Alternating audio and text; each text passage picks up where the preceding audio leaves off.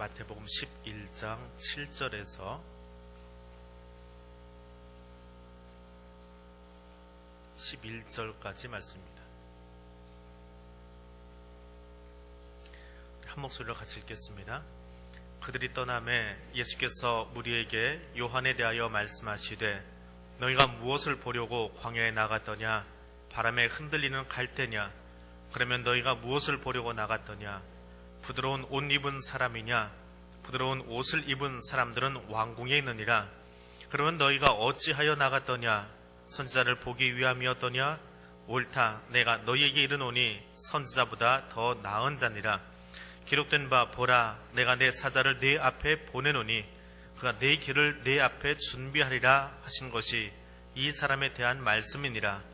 내가 진실로 너에게 말하노니 여자가 낳은 자 중에 세례 요한보다 큰 이가 일어남이 없도다. 그러나 천국에서는 극히 작은 자라도 그보다 크니라. 아멘. 여러분들 수고하셔서 노예로 은혜 중에 잘 마쳤고요.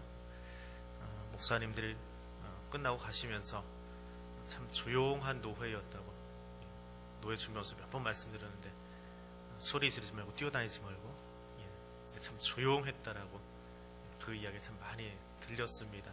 그러면서 감사하고 또 그렇게 앞으로도 교회 안에 여러 가지 일들을 협력하면서 잘 감당했으면 좋겠습니다. 이제 말미에 이천수님 조금 아프셨는데 나오셨네요. 어제 퇴원하셨습니다.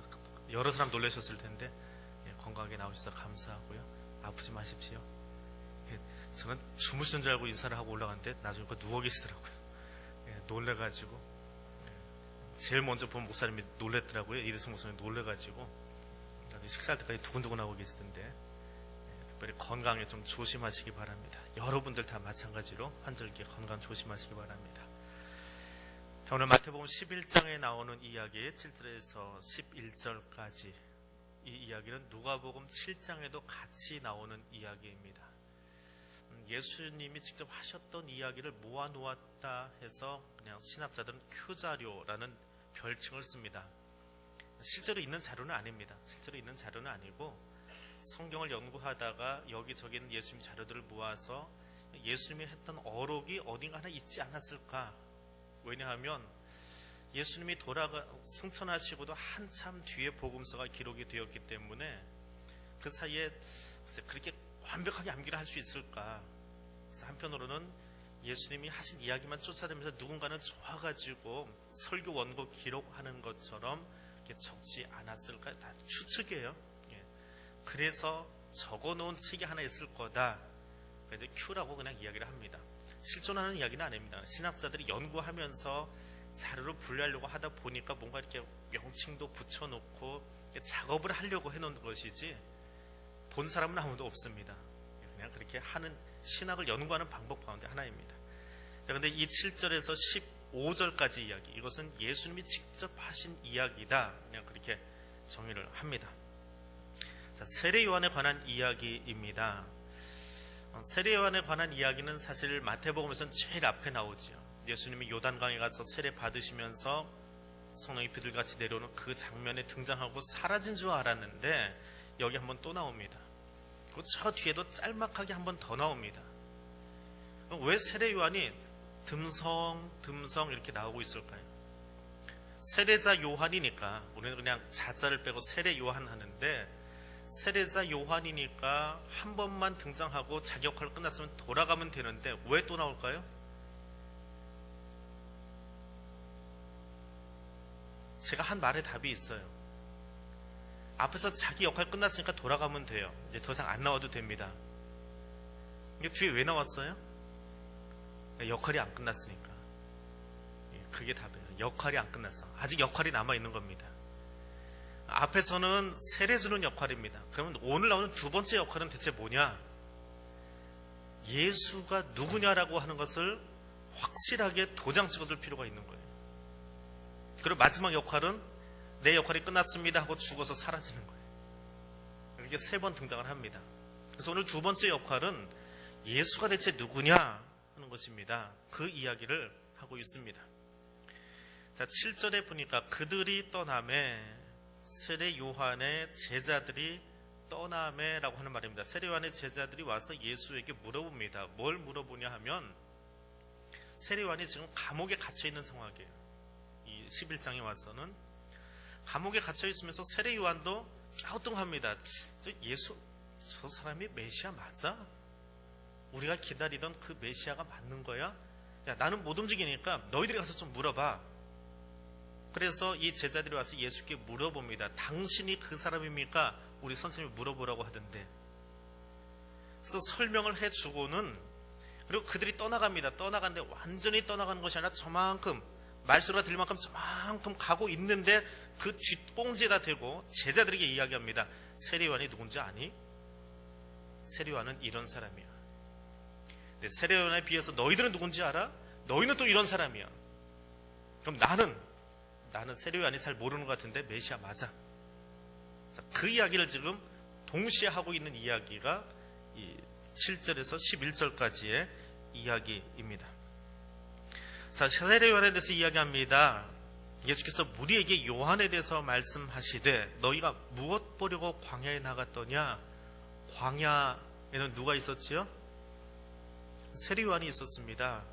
세례요한 보라고 나갔던 거 아니냐? 그러면 거기 나와서 뭘 보았니? 바람에 흔들리는 갈대 보았니? 라고 물어보는 거예요. 갈대가 누구요? 세례요한이에요. 세례요한 그 사람이 분명하게 메시아 사상을 가지고 있는 줄 알았는데 흔들리는 갈대 같다는 거예요. 그 사람 보려고 나가느냐? 그것도 아니면 너희 뭐 보려고 나갔니? 하고 물어보고 있는 겁니다. 예수님이 세례요한을 폄하하거나 혹은 세례요한이 잘못했다라고 이야기하는 것은 아닙니다. 그의 제자들이 다녀간 직후에 그 제자 뒤에다 대고 세례요한의 제자들 그 뒤에다 대고 이야기하는 듯 또 자기의 제자들에게 이야기하는 듯 하면서 내가 누구다라고 하는 것을 확인시키기 위한 작업이에요. 그러면서 그 뒤에 나오는 그 복음에 대해서 믿지 못하는 사람들에게는 대체 어떤 일이 생기느냐, 그것까지 이제 연결되는 이야기가 11장의 징검다리 같은 돌 하나 밟고 지나가는 것 같은 그런 이야기입니다. 자, 부드러운 옷을 입은 사람들은 궁중에 있다. 이 부드러운 옷은 왕이 입는 옷입니다. 그러니까 너희가 바라보는 것, 세례요한이 아니면 혹시 헤롯이 입고 있는 그 옷처럼 부드러운 옷 입은 사람 찾았더냐? 그건 광야 나가면 안 되지. 어디 가야 돼요? 왕궁에 가면 있어요. 거기 가면 있습니다. 자, 그러면 왜 나가느냐? 선지자 보기 위함이냐? 맞다. 그래, 너희가 선지자 보러 나갔는데 그 선지자보다 더 나은 사람을 너희가 만났다. 선지자보다 넘치는 사람, 선지자를 능가하는 사람, 선지자하고 비교해서 탁월한 누군가를 만났어요. 그게 누구예요? 세례자 요한인 거예요. 세례자 요한을 만난 거예요. 너희가 바라는 그 사람은 갈대와 같은 사람도 아니고 당신이 그 사람입니까? 라고 물어보기는 하지만 그렇다고 세례요한이 멍청한 사람, 무지한 사람이 아니라는 거예요. 그 사람은 어떤 사람입니까? 기록된 바 보라 내가 내 사자를 내 앞에 보내노니 그가 내 길을 내 앞에 준비하리라 하셨는데 이 사람이 누구예요? 세례자 요한이라는 거예요. 성경을 인용한 것이지요. 구약의 말라기 3장을 인용했는데 말라기 3장 개역 성경을 딱 펴놓고 보면 딱 들어맞지는 않습니다. 말이 좀 틀려요. 그건 아마 성경 사본 중에 다른 사본을 인용하지 않았을까라고 이제 추정을 합니다. 아무튼 그 성경을 인용하면서 그 사람이 누구냐? 하나님이 사자를 내 앞에 보내셔서 그 길을 준비하게 했는데 그것이 세례자 요한이다. 그 사람이 길을 예비했다라고 한다면 말라기 선지자의 그 이야기는 메시아 예언입니다. 그러면 나는 누구라는 거예요? 이 이야기를 통해서 자신이 메시아다라고 하는 것을 분명하게 이야기하고 계시는 겁니다.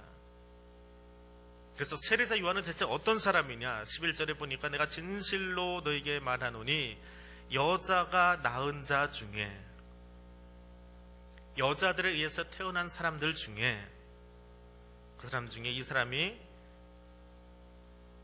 더 크다. 세례요한보다 더 큰 사람이 일어나는 것을 본 적이 없다. 그렇게 이야기합니다. 여자가 낳은 자 중에, 우리는 단수로 표현되어 있는데 헬라어 성경은 복수로 되어 있습니다.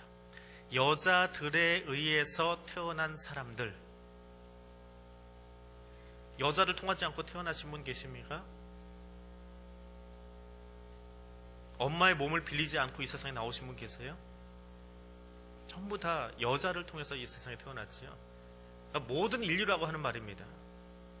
욥기에 이와 똑같은 용법으로 사용된 글자 하나 또 있습니다. 고통 중에 있는 사람이라는 표현이 하나 나옵니다. 고통 가운데 있는 사람들.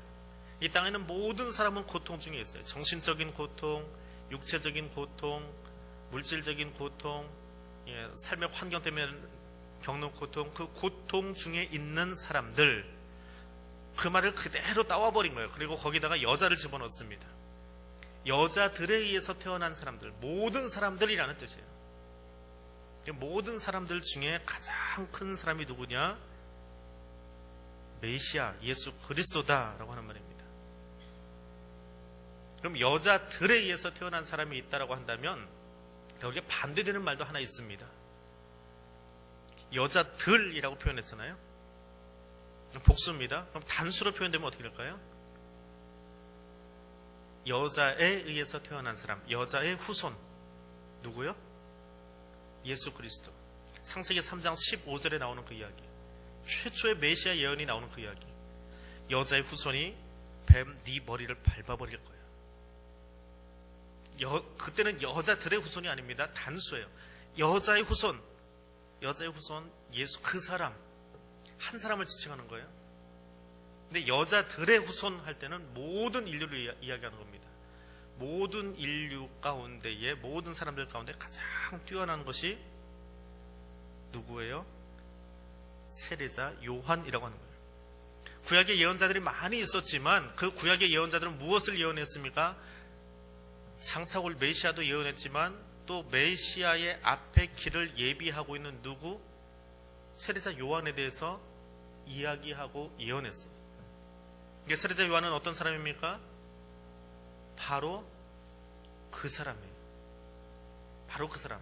구약의 예언자들이 예언했던 바로 그 사람이 세례자 요한이기 때문에 가장 큰 사람이다 라는 겁니다. 그런데 여기서부터 이제 재미있는 이야기가 하나 진행이 됩니다.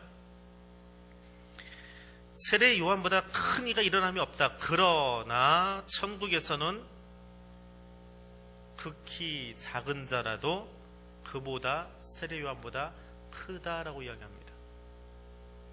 이건 무슨 말이에요? 한참 세례 요한에 대해서 쭉 이야기를 했습니다. 그리고 자신이 메시아됨을 이야기했습니다. 근데 마지막에 11절에 그러나 천국에서는 극히 작은 자라도 그보다 크니라. 세례 요한은 메시아에 대한 이해가 약간 부족했어요. 그래서 제자들을 보내가지고 물어봅니다. 당신이 그 사람입니까? 당신이 내가 기대하던, 내가 길을 닦아놓는 바로 그 뒤에 따라오시는, 내가 신들매 풀기도 감당할 수 없을 만큼 그렇게 크신 분이 바로 당신이셨습니까? 라고 물어보는 거예요. 그러니까 예수님이 구약 성경을 다 인용해서 이야기합니다. 내가 그 사람 맞다. 내가 메시아다. 그리고 그것을 알아보고 그 길을 예비하는 너는 구약의 예언을 성취한 사람이기 때문에 여자들에 의해서 태어난 모든 사람보다 가장 크다. 그런데 그 사람도, 세례 요한도 천국에 가서 보면 어떤 사람이요? 천국의 가장 작은 사람도 그 사람보다 커. 그거 누구 들으라고 하는 소리예요? 이 이야기를 지금 누가 듣고 있습니까? 누가 듣고 있어요? 제자들, 예수 옆에 있던 무리들. 7절에 그렇게 되어 있잖아요. 그들이 떠나며 예수께서 무리에게 요한에 대해서 말씀하시는 거예요. 이 이야기의 주제가 왜 이야기하시는지 앞에 그 지문을 보셔야 돼요. 지문에 나와 있죠. 그들이 떠나며, 세례 요한의 제자들이 떠나며 예수께서 무리에게 요한에 대하여 말씀하시되, 그 세례 요한을 쭉 이야기하다가 그러나 천국에서는 극히 작은 자, 누구? 지금 말을 듣고 있는 너희들이 천국에서는 어때요? 세례자 요한이 참 대단한 사람인데 그 사람보다 너희가 더 크다. 하다라고 하는 거예요.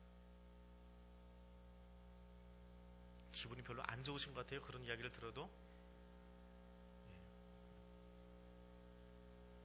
자, 그럼 이 제자들은 어떤 사람입니까? 예수님이 이렇게 칭찬하고 지금 막 격려해주고 세워주려고 하는, 믿기지가 않아요. 너희들의 정체성이 뭐냐? 너희의 정체성이 뭐냐?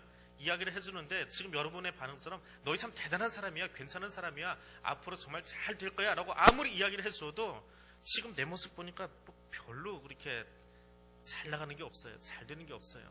주변 상황 비비 꼬이기만 합니다. 그 말이 믿기지가 않아요. 내 마태복음을 마치면서 예수님이 제자들에게 주시는 마지막 명령이 있지요. 그게 뭐예요?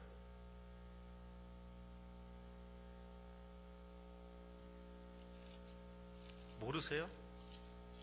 모르시면 보고하십시다.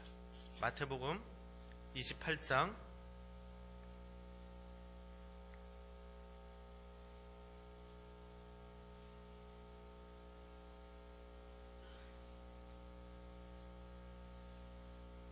'마지막 절입니다. 28장 19절 20절 같이 읽겠습니다. 그러므로 너희는 가서 모든 민족을 제자로 삼아 아버지와 아들과 성령의 이름으로 세례를 베풀고 내가 너희에게 분부한 모든 것을 가르쳐 지키게 하라. 볼지어다 내가 세상 끝날까지 너희와 항상 함께 있으리라 하시니라. 자, 마태 목사님의 설교가 끝나고 있습니다. 쉽게 생각하세요. 마태복음, 마가복음, 누가복음 이게 뭐야? 어렵게 생각하지 마세요. 마태 목사님의 설교 원고를 우리가 구했어요. 저는 설교를 다 해도 원고를 여러분한테 안 드리고 보려면 유튜브에서 보라고 하는데 마태 목사님은 설교 원고를 남겨놨어요. 보라는 거예요. 설교 원고를 어떻게 생겼는지. 그 설교 원고를 지금까지 우리가 읽고 있는 거예요. 사실은 설교는 보통 제일 마지막에서 결론이 나오지요. 마태 목사님의 설교의 결론이에요. 이거는 마태 목사님이 그의 교회를 향해서 매일 똑같은 설교를 하시는데 제일 마지막에 결론이 있어요. 자, 이 이야기 다 들었지? 아브라함과 다윗의 자손 예수 그리스도의 세계라. 아브라함이 이삭을 낳고 이삭이 야곱을 낳고 야곱이 누굴 낳고 거기서부터 시작해가지고 쭉 예수님의 이야기, 천국에 관한 이야기, 천국 비유의 이야기, 누구를 고친 이야기, 귀신을 쫓아낸 이야기, 예화까지 들어가면서 이야기를 다 하셨어요. 그러고는 마지막에 그러니까 너희는 뭐해요? 가서 모든 민족으로 제자 삼으라는 거예요. 이 이야기를 다 들은 다음에 와, 예수님 대단하다, 병도 고치시네, 귀신도 쫓아내시네. 그게 메인 사역이 아니라는 거예요. 그건 예수님의 메인 사역이 아니에요. 그 설교를 다 들은 다음에 마태복음을 다 읽고 나서 그 설교를 들은 다음에 제자들 마음속에 무슨 마음이 생겨야 돼요? 그 예수님을 내가 나가서 전해야 되겠다. 누구에게? 모든 민족에게. 그 마음이 생겨나면 마태복음 잘 읽으신 거예요. 네, 마태복음 다 읽었는데 선교에 대한 사명이 마음속에서 일어나지 않습니다. 그러면 헛 읽은 거예요. 설교 잘못 들으신 거예요. 마치 주일 설교 듣고 나가시면서 목사님 아까 그 예화 어디서 나왔어요? 예, 그러신 분들하고 똑같아요. 예, 설교 듣고 나서 예화만 듣고 돌아가시는 분. 예, 설교 다 듣고 나니까 목사님 아까 그 단어는 틀린다는데 다른 데서 쓰셔야지요. 예, 거기에 집중하시는 분. 예전에 한 번은 제가 자동차에 대한 예화를 하나 들었는데 책에서 보고 했어요. 사실은 제가 자동차 기계를 잘 모릅니다. 그랬더니 누가 막 쫓아줘요. 목사님 2부부터 설교 바꾸세요. 왜요? 그랬더니 그런 자동차 요즘 안 나와요. 어찌 보다가 옛날 자동차 얘기를 했나 봐요. 제가. 그래가지고 2부부터는 설교 원고를 다 뜯어 고쳐가지고 새로 만드느라고 애를 먹은 적이 있습니다. 그러니까 진짜 메인 내용을 못 듣는 거예요. 마태복음의 메인 메시지가 뭐냐? 마태 목사님이 무엇을 설교하러 이렇게 여러 가지 이야기들, 족보부터 시작해서 그 이야기를 다 했느냐? 결국은 그 메시지를 듣는 사람들이 제자 되는 거예요. 제자 되는 게 마태 목사님의 관심이었다는 거예요. 너는 모든 민족으로 제자를 삼아라.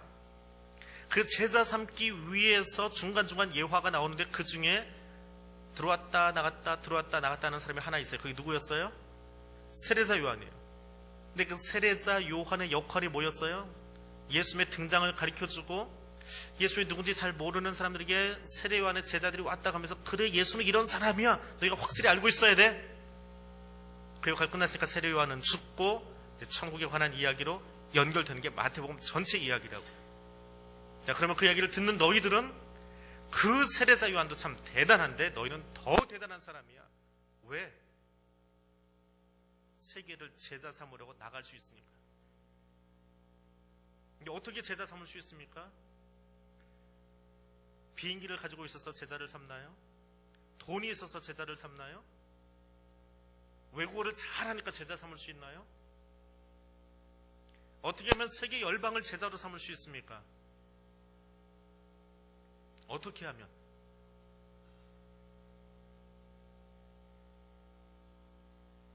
그게 세례 요한이 등장하는 이유예요.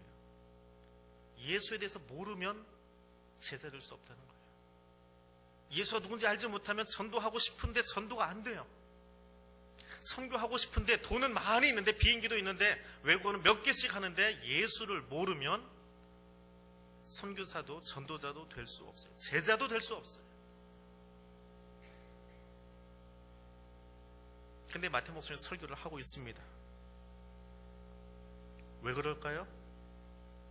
설교는 왜 합니까? 그렇게 살지 못하니까. 교회는 구성이 되어 있는데, 교회 성도들이 있는데 교회가 그 본연의 사명을 감당하지 못하니까 두 번, 세 번 반복하고 있는 거예요. 그래서 세례 요한의 이야기를 다시 하고 있는 거예요. 들으라고 지금 설교하고 계시는 거예요. 왜? 교회 지금 예배 드린다고 앉아있는데 그들이 듣고도 바로 알지 못하니까 하나님 나라의 사역을 바로 알려주기 위해서 세례 요한이 긴가민가 해가지고 예수님에게 제자들을 보냈던 것처럼 성도들 가운데도 하나님에 대해서, 예수 그리스도에 대해서 긴가민가 하는 사람들이 있더라는 거예요. 기분 좋을 때는, 응답이 올 때는 하나님 계십니다 하다가 어느 순간에 하나님 진짜 계신가?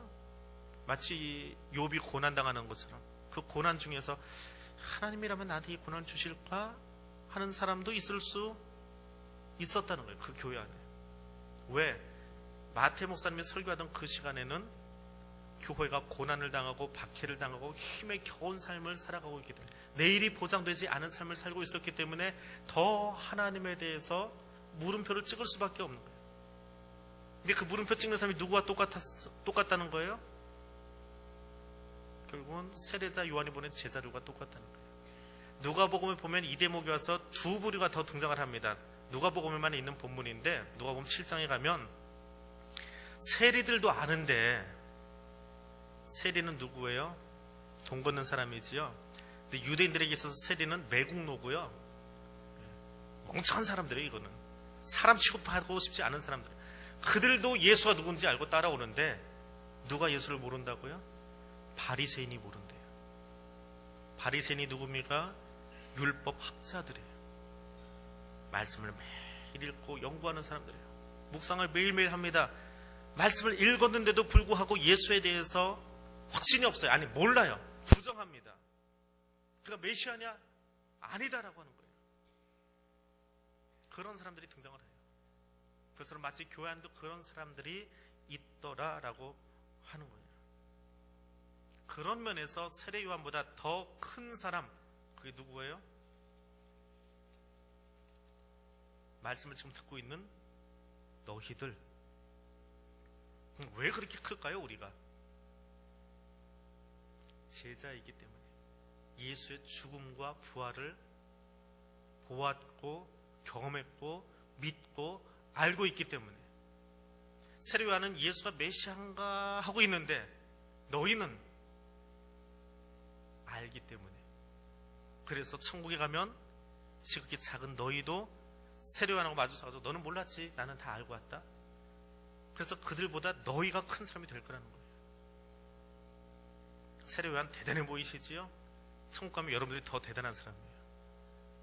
왜? 세례 요한은 모르고 천국 갔지만 우리는 알고 가기 때문에. 그래서 더 대단하더라 라고 하는 거예요.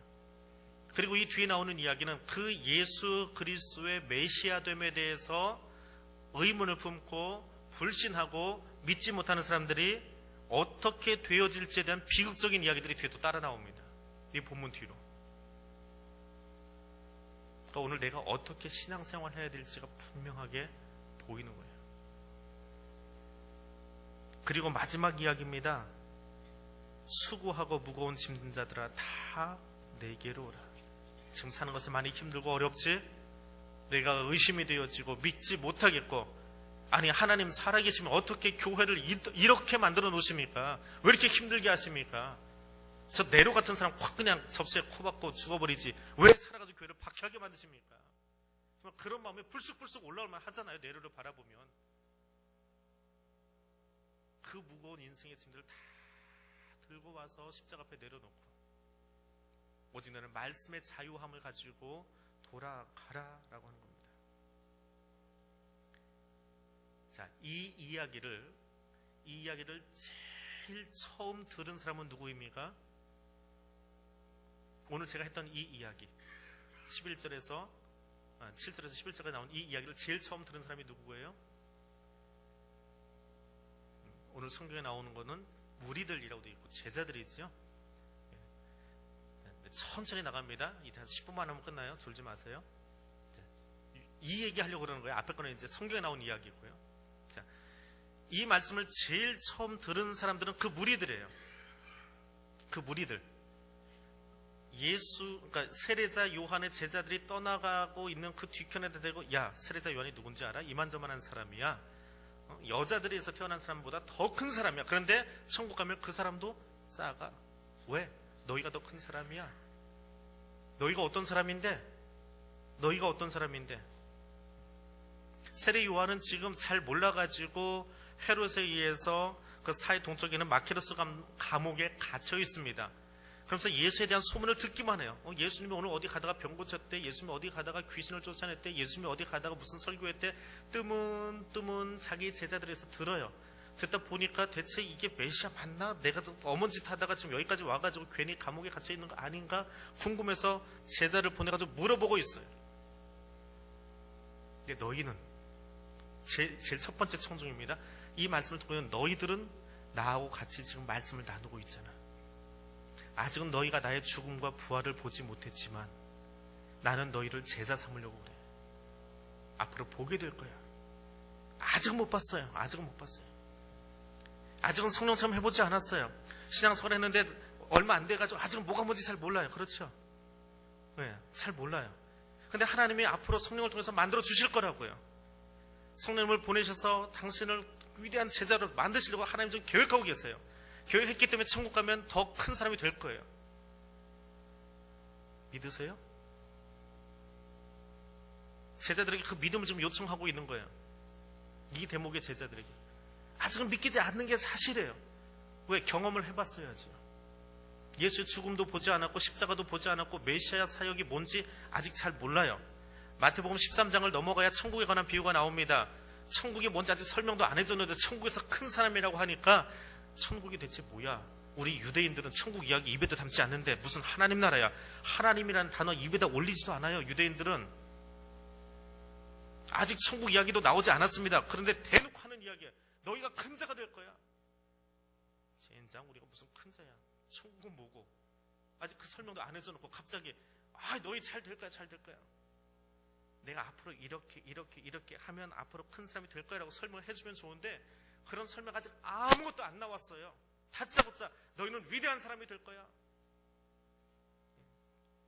초등학교 1학년짜리 아이한테 학교 막 들어가는데 가방 메어주고 거기다 받아쓰기 노트 다 껴주면서 너 공부 열심히 해. 그러면 앞으로 세계 제일 위대한 과학자가 될 거야. 얘가 그거 믿겠어요? 이제 받아쓰기 공책 가지고 학교 가고 있는 아이한테, 이제 뭔가 인생의 새로운 지평을 열고 달려가려고 하는 그 사람한테 너는 위대한 사람이 될 거야. 뭐 보여주기라도 하든가. 나의 무슨 면을 보고 당신은 그렇게 이야기하세요? 당신은 뭐 영의 눈에 띄어가지고 나에 대해서 그게 보이세요? 내가 앞으로 어떤 일 할지 보이십니까? 반문하고 싶잖아요. 1차 청중은 그런 사람들입니다. 아직 예수에 대해서 몰라요. 정말 몰라도 너무 몰라요. 아직 경험도 못했어요. 근데 예수님이 그들에게 이야기합니다. 너희들은 천국 가면 세례자 요한보다 큰 사람이야.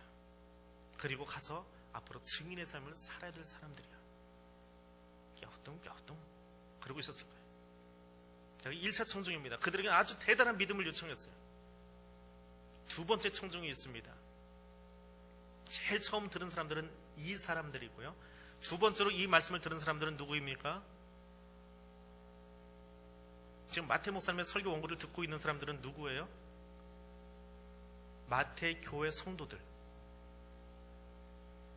마태 교회의 성도들은 예수의 죽음과 부활 소식을 알아요, 몰라요?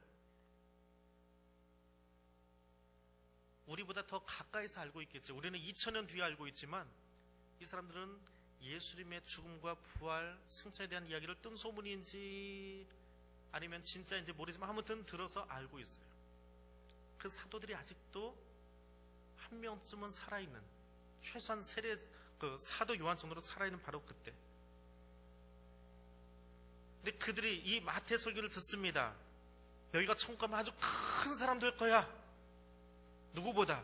세례자 요한보다. 그럼 입에서 무슨 이야기가 나올까요? 아멘 하고 그 소리가 나올 것 같아요? 요즘 욕하기 싫으면 된장 그러더라고요. 예. 된장. 내가 지금 사는 게 아니야. 왜? 마태복음이 기록되던 그 당시 교회가 얼마나 박해가 심했는데요. 지하교회 가보면 어제 옆에 있던 사람이 없어졌어요. 배교하고 나가버렸습니다. 또 옆에 있던 사람은 없어졌는데 어디로 갔어요? 사자굴에 던져져가지고 죽었대요. 순교하셨대요. 그런 이야기가 매일같이 들려와요. 그런 삶 속에서 신앙생활을 유지하는 것이 쉬울까요? 어려울까요? 편안할까요? 공포스러울까요?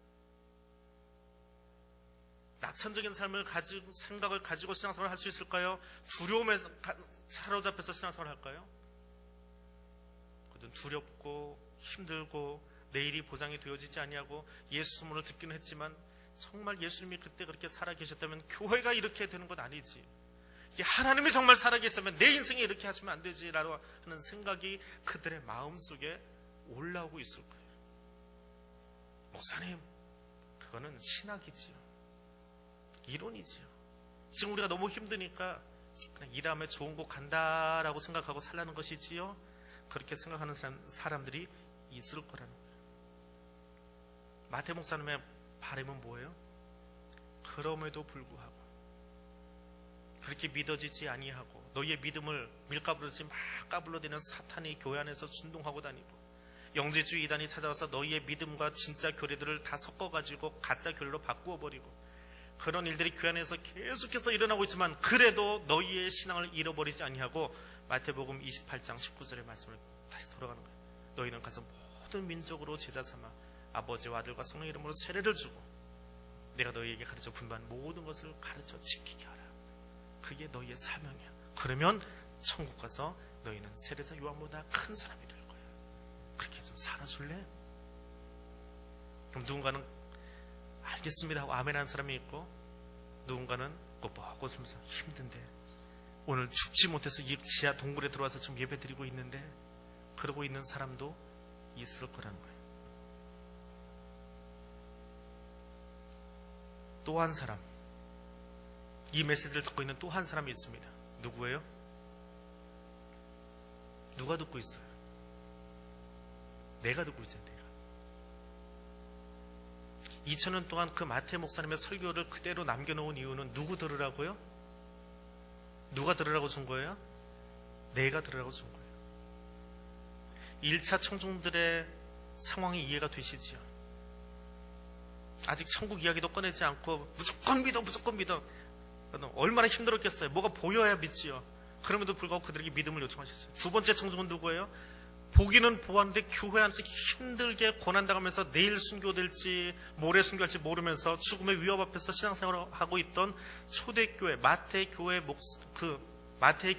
그 청중들 그리고 그 모든 역사를 다 보고 오늘 또 이 복음서를 읽고 있는 오늘 나에게 세 번째로 이야기했습니다. 저나 여러분은 예수 그리스도의 죽음과 부활과 승천에 대해서 이미 성경을 통해서 들었어요. 알고 있어요. 근데 무엇을 요청하십니까? 듣고 아는 것이 아니라 믿으라는 거예요. 근데 그 믿는 이야기는 첫 번째 청중보다 쉬워요? 어려워요? 쉬워요? 어려워요? 쉬워요. 첫 번째 청정은 경험도 못 해봤거든요. 근데 우리에게는 역사적인 자료들이 있어요. 성경 말고도 역사적인 자료들이 나와 있어요. 얼마 전에 예수의 얼굴을 덮었던 수의, 손수건이 있어요. 사람이 죽으면 얼굴이 염할 때 혹시 보셨나요? 못 보시는 분들이 있어요, 간혹. 그래서 거기다 이렇게 수건을 먼저 덮어놓는답니다. 근데 여기다 면류관을 씌워놓고 뭐 채찍이 막 그래서 막 피투성이 됐을 거 아니에요. 그래서 씌워놓으니까 그 수건에 예수의 혈액이 묻어 있어요. 그래서 그것을 검사를 해봤대요. 그 수건을 검사를 했더니 거기 묻어있는 피에서 DNA가 검출이 되는 거예요. 신기하지 않으세요? 피는 죽어서 말라붙어버리면 DNA 검색이 안 됩니다. 살아있는 사람의 피에서만 DNA가 검출돼요. 죽은 자에게선 피가 없어요. 그 피가 말라붙어버리면 그 생명이 없어졌기 때문에 DNA 검출이 안 된답니다. 근데 DNA가 검출이 된다는 거예요. 그럼 그 피가 살아있다는 거예요? 죽었다는 거예요? 아직도 살아있다는 거예요. 물 탄다고 그게 피가 되는 게 아닙니다. 2000년 전에 예수님 얼굴에 덮여졌던 그 수건 안에 있는 피가 아직도 살아있다는 거예요. 그리고 그 DNA를 검색하고 나니까 사람의 모든 그 DNA 구조 속에는 아버지에게서 온 염색체하고 어머니에게서 온 염색체가 딱 맞아가지고 46쌍이 나와야 돼요. 근데 그 피에는 남자 쪽에서 온 쌍이 아무것도 없어요. 23개로만 되어 있어요. 그러니까 요셉을 통하지 않고 성령으로 잉태되신 그분의 이야기, 그것이 사실이더라는 거예요. 지금 와서 다시 보니까 2000년이 지났는데도 그런 역사적인 사실들이 아직도 우리 주변에 수도 없이 많이 전해지고 보여지고 하는데도 불구하고 있어? 예수님 계셔? 그게 정말 살아계셨어? 그 역사적인 사실이야? 라고 물음표를 찍는 사람들이 있더라는 거예요. 1차 청정보다도 더 확실하게 예수를 믿을 수 있는 조건들이 많이 있음에도 불구하고 또 2차 청정보다 두 번째 청정들, 마태 목사님의 교회에 있던 성도들보다 여러분 신앙생활하는 게 쉬워요? 어려워요? 그렇게 멀리 가지 않고 인공시절에 신앙생활 하던 분들하고 비교해서 혹은 일제시대 때 생활하던 그분들에 비해서 여러분 지금 신앙생활하는 게 쉬워요? 어려워요? 쉬워요? 쉬운 것 같아요. 저는 쉬운 것 같아요. 왜냐하면 그 시절을 경험 안 해봤기 때문에. 경험을 해봤으면 쉬워요 라고 답이 나오지만 경험을 안 해봤으니까 미루어 짐작하는데 쉬운 거는 같아요. 근데 그 쉬운 신앙생활을 왜 그렇게 못하세요?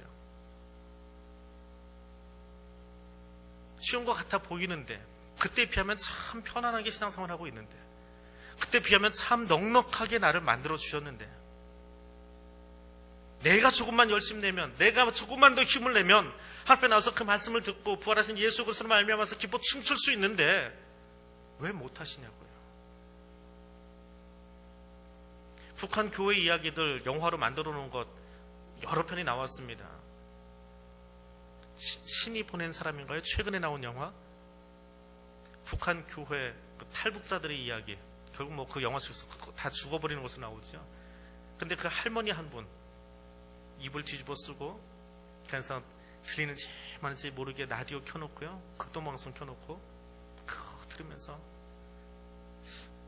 어떤 기도를 할까 참 궁금했어요. 그 할머니 기도하신 거 보면서 하나님이 북한 땅에 저 김정은이를 거기서 김일성으로 하는 김일성을 용서해 주시고 하나님 이 땅에도 뭐 그리스도의 계절이 오게 하시고 우리는 미워 죽겠는데 그 할머니 거기 이불 뒤집어 쓰고 누워서 송송송송하면서 그 북한 정권을 위해서 기도하고 우리 옆집에 있는 믿는 사람을 위해서 기도하고 저 사람 정신이 좀 나가 있지만 그래도 예수 잘 믿게 해주시고 저 그냥 그 영화 속에 나오는 반 정신 나간 아이 있어요. 그 아이가 그래도 정신 차리고 좀 자기 생활하는데 어려움 겪지 않도록 자기 안위보다 그 북한 땅 자기 땅이죠. 자기 조국이죠. 사실은 자기 조국을 위해서 거기 그 지하교회 성도들을 위해서 하나하나 기도하는 모습을 봐요. 우리 얼마나 편해요? 집에서 소리 지르면서 찬양한다고 누가 뭐라고 합니까? 요즘에 뭐 이웃사람 눈치 보느라고 새벽성 없어진 지가 오래됐지만 그래도 자유롭게 우리 노래할 수 있는 찬양할 수 있는 그런 곳에서 좀 신앙생활하고 있잖아요. 뭐가 그렇게 어려웠어요? 2차 청중들에 비해서 그렇게 편안한 삶을 하나님이 우리에게 허락해 주셨고 이 자유대안에 허락해 주셨는데 그럼에도 불구하고 왜 그렇게 힘들게 신앙생활 하시냐고요? 뭐가 그렇게 힘드냐고요? 뭐 이렇게 고민이 많냐고요? 얼마나 더 욕심을 부려야 하나님 앞에서 더 많이 얻어낼 것 같아서 맨날 징징거리고 있냐고요? 주신 것이 얼마나 많이 있는데, 내가 누릴 수 있도록 하나님이 허락해 주신 것이 얼마나 많이 있는데 왜 그것에 대해서 감사할 줄은 모르고. 사람의 욕심이에요. 욕심이 잉태하는 사망을 낳는답니다. 교회가 욕심을 부리고 있어요. 성도들이 욕심을 부리고 있어요. 내게 주신 것이 너무나 많이 있는데도 불구하고 욕심 부리고 있어요. 결국은 사망으로 이르는 거예요.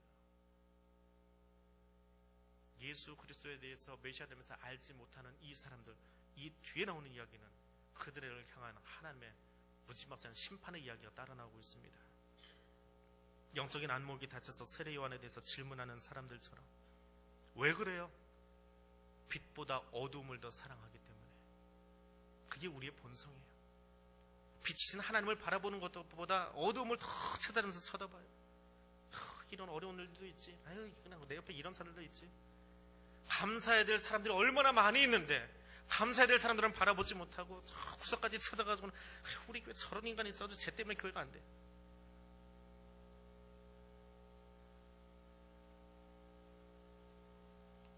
어제 노예하면서 주차관리부에 월차 내고 나온 세 분의 아저씨들이 있어요.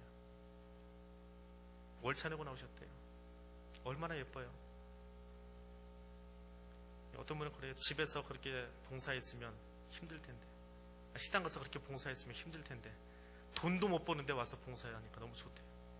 돈은 못 버는 건데 거기 나서 봉사하고 있으니까 그래서 하나님의 자를 세우니까 좋대요. 근데 여러분, 그런 이야기 보면 얼마나 좋아요. 근데 꼭 구석에 있는 사람들, 어두움 속에 있는 사람들, 쟤 때문에 우리 기분 나빠, 못하겠어요. 왜 거기를 보려고 그래요? 우리 죄성 때문에 그래요. 그게 더 잘 보여요. 저도 그래요. 앞에서 이렇게 설교하다 보면은 여기 한 100여명 앉아있는데 조는 사람이 더 눈에 잘 띄어요. 더 많은 사람이 눈 뜨고 지금 설교를 들어주고 있는데 조는 사람 하나 때문에 기분 나쁠 때가 있어요. 쟤는 왜 졸아? 남은 다 깨어있는데. 그게 사람의 악함이라는 거예요. 그 악함이 우리의 믿음을 방해하고 있어요. 신앙생활을 방해하고 있어요. 1차 청중에게도 2차 청중에게도 3차 청중에게도 주님이 하시는 이야기예요. 믿음을 가지고 온전하게 서서 예수의 제자 되어지고 열방에서 나아가기를 원하고 계세요. 그럼에도 불구하고 누가복음 16장 31절의 이야기입니다. 모세와 선지자들에게 듣지 아니하면, 모세와 선지자들은 이스라엘 사람들이 가장 높이 추앙하는 사람들이에요. 그들에게 듣지 않으면 비록 죽은 자 가운데서 살아나는 자가 있을지라도 권함을 받지 아니하리라. 오늘 이 저녁에 앞에 있는 사람 누구 하나 병 뚝 고쳐가지고 거론하게 만들어 볼까요? 그러면 다 예수 믿을 것 같습니까? 그렇지 않아요. 그런 일이 일어나도 믿음하고는 상관없어요. 그것과 믿음하고는 상관없어요. 눈에 뭐 보여야 믿으시려고요? 아니에요. 믿음은 보이지 않지만 보이고 믿는 건 믿음이 아니에요. 아는 거지요. 태양이 저기 있어요. 내일 아침에 보면 태양이 떠오를 거예요. 그건 아는 거예요. 태양이 거기 있어요. 어떻게 생겼는지 궁금하면 언제가 될지 모르겠지만 로켓 타고 달려가 보면 돼요. 모르지만, 여기 계신지 안 계신지 우리 눈으로 볼 수 없어서, 만질 수 없어서 모르지만 그 하나님의 존재를 인정하고 그 하나님이 나를 창조하셨고 예수 그리스도를 통해서 우리의 죄를 다 씻어주시고 구원해 주시고 결국 천국 백성 만들어 가려고, 그 고난 중에서도 어려움 속에서도 여기 하나님의 나라를 세우시려고 그분이 일하십니다. 너희가 그걸 좀 붙들고 갔으면 좋겠다라고 하는 거예요. 그게 마태 목사님을 통해서 들려주신 이야기, 예수님이 직접 하신 이야기예요. 큐어록이에요. 큐라는 단어를 씁니다. 예수님이 직접 하신 이야기고요. 그걸 마태 목사님이 전달해 주셨고요. 오늘 저도 여러분에게 전합니다. 예수 믿으려면 좀 기쁘게 믿으세요. 좀 즐겁게 믿으세요. 아이고, 힘들어 못 살겠다, 죽겠다. 내일도 새벽에 나와서 또 그 기도 제목들 또 기도해야지. 근데 뭐 해결되냐? 그러고 신앙생활 하지 마시고요. 기쁘게 사세요. 기쁘게. 주어진 게 얼마나 많은데, 내게 주신 은혜가 얼마나 많은데, 내가 누릴 수 있는 게 얼마나 많은데요. 이만큼 여기까지 데려다 준 게 얼마나 감사한데요. 좀 찌부둥하긴 하지만 그래도 이 세상에 나올 수 있는 건강 주신 게 얼마나 좋아요. 어쩌면 다 끝나고 그 밤에 뭐 밥을 또 하라고 누가 얘기를 해가지고는 그래도 와서 또 밥 하시더라고요. 근데 아직 시간이 있으니까 내가 한 10년, 아니 10년이 아니라 1년에도 젊을 때 더 봉사하고 싶어서 오늘 주방에서 어떤 권사님 한번 붙잡고 막 얘기했어요. 1년만 젊으실 때 봉사 한번 더 하세요. 하실 것 같더라고요. 2년 뒤에 봉사 어떻게 해요? 몸이 더 취할 텐데 3년 뒤에 어떻게 해요? 지금 하세요. 지금 내게 주신 건강 가지고, 지금 내게 주신 기쁨 가지고, 지금 내게 주신 이 자유 가지고 하나님께서 누리시라고요. 징징거리는 신앙이 아니라 누리면서 춤추면서 즐거워하면서 신앙생활 하시라고요. 왜? 주님이 여러분을 위대한 사람을 만들려고 지금 일하고 계시거든요. 위대한 사람 되는 게 쉽습니까? 매일 얻어맞고 연단받고 두들기고 때리고. 저는 기도할 때 절대로 저를 연단해 주셔라는 기도 안 합니다. 무서워서. 그 설명 듣고는 무서워서 못하겠어요. 근데 제가 기도 안 해도 하나님 하고 계세요. 연단받는 게 뭔지 아시지요? 기도 안 하셔도 시킬 거예요. 불에다 푹 집어넣어가지고요, 불로 달달달달 달고 시뻘겋게 만들 거예요. 얼마나 뜨거워요. 그 집어내가지고 망치로 신나게 두드러 팰 거예요. 그래야 불순물이 다 빠져나오거든요. 그거 그만 좀 했으면 좋겠는데 물속에다 푹 담궈버려요. 숨 못 쉬겠는데. 그거 다 식혀요. 그거 끝난 것 같죠? 불속에다 또 집어넣어요. 언제까지? 언제까지? 내 몸 안에 불순물이 다 빠져나갈 때까지. 그래서 강철될 때까지. 그게 연단이에요. 피하지 마세요. 두드려 맞을 때도 기뻐하시고요, 물속에 들어갈 때도 기뻐하시고요, 시뻘겋게 달궈졌을 때 그 열정 가지고 기도도 하시고요, 물속에 푹 담궈졌을 때도 기도하시고요. 결국에는 하나님 뭘 만드신다고요? 지금은 휘청휘청하고 불순물 가득한 내 모습이지만 하나님은 강철 만드시려고 그래요. 열방을 향한 선교사 만드시려고 그래요. 예수 제자 삼으시려고 그래요. 아직 잘 모르세요? 그럼 조금 더 많이 두드려 맞으세요. 괜찮아요. 아파하지 마세요. 어떤 때는 그런 기도도 합니다. 하나님 귀왕 때리실 거면 한꺼번에 왕창 때려가지고 짧게 끝내주세요. 짧게 끝나면 되잖아요. 하나님이 내가 맞을 만큼만 때리세요. 내가 맞을 만큼 때리세요. 감당하세요. 감당하시고 기뻐하세요. 내가 좋아하는 자리만 찾아다니지 마시고, 나는 이 자리가 좋아요, 나는 이 자리에서만 봉사할게요, 거기 찾아다니지 마세요. 그게 헌신이고 신앙이 아니에요. 헌신은 내가 할 수 없는데도 불구하고 하나님 원하시면 하는 거예요. 그게 헌신이에요. 그게 봉사하고 섬김이에요. 나는 이 파트 잘해요, 나는 이런 탤런트가 이것만 시켜주세요. 그건 자기 좋아하는 거 하는 거지 헌신이 아니잖아요. 헌신은 내가 할 수 없지만 내게 능력 주시는 자 안에서 그걸 감당할 수 있습니다. 그게 헌신이고 봉사예요. 내 좋아하는 걸 하면서 취미생활 하는 것처럼, 사회복지관을 가지고 내가 좋아하는 취미활동 하는 것처럼 신앙생활 그렇게 하지 마세요. 주님은 여러분을 때리고 두들기고 연단하셔서 주의 제자 삼으시려고 오늘 이 말씀 주시는 겁니다.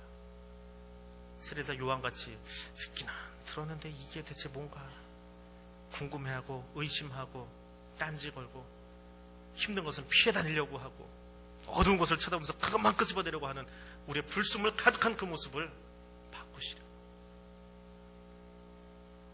자, 기도하겠습니다.